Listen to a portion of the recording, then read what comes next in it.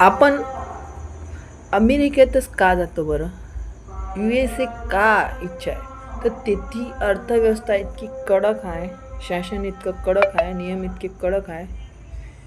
तिथं प्लॅस्टिक पडलेले सुद्धा तिथं कायदा लागतो. घाण पडलेली सुद्धा तिथं स्वच्छ करावं लागते.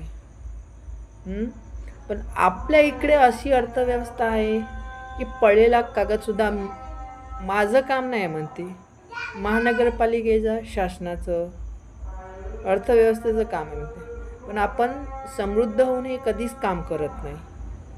पण विदेशात इतकी पॉप्युलॅरिटी छान सुंदर आहे की आपली पॉप्युलॅरिटी चांगली सुंदर बनू शकते आपण जर केलं तर. पण आपण आता का म्हणून करायचं, कशासाठी करायचं? शासन आहे ना, स्वतःहून आपण सगळेजण करू शकत नाही.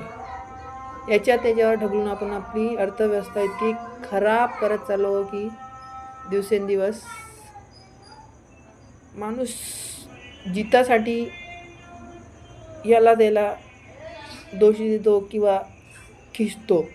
पण अर्थव्यवस्था कधी चांगली बनवण्यासाठी झटत नाही आपण.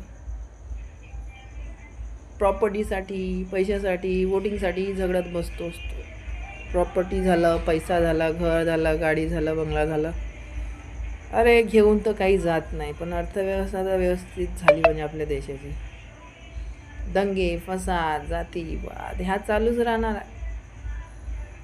एवढ्याशा वस्तूसाठी घ्यासाठी सुद्धा, मोबाईल घ्यासाठी सुद्धा, लाखोचा मोबाईल घ्यासाठी सुद्धा आपण झगडतो, एकमेकाच्या बरोबर बसतो. अरे तो छोटीशी मोबाईल वस्तू घेतली तरी काय ना, पण एवढा की माणूस नुकसानात नाही गेलं पाहिजे, स्वतःचं नुकसान नाही झालं पाहिजे.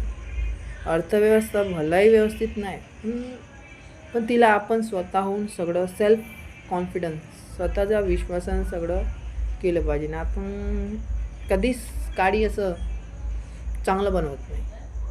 जिथं मग तिथलं घाण कचरा वगैरे वगैरे फेकफाक टाकतो, कटलेलं वस्तू, मांसाचे तुकडे किंवा पंखाचे तुकडे, काही कुठे कसं आहे किंवा बेवारसवाणी कुत्रे हिंडतात, काही करतात.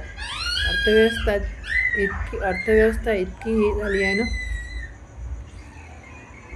म्हणून भारताच्या अर्थव्यवस्थेत कडकता नाही, पण विदेशाच्या अर्थव्यवस्थेत इतकी शिस्तता आहे की म्हणून स्वच्छ आहे तिथं, एकूण एक स्वच्छ आहे. भलाही तिथे मांस खात असेल, स्वच्छता आहे तिथं, आपल्या आणि सोडून देत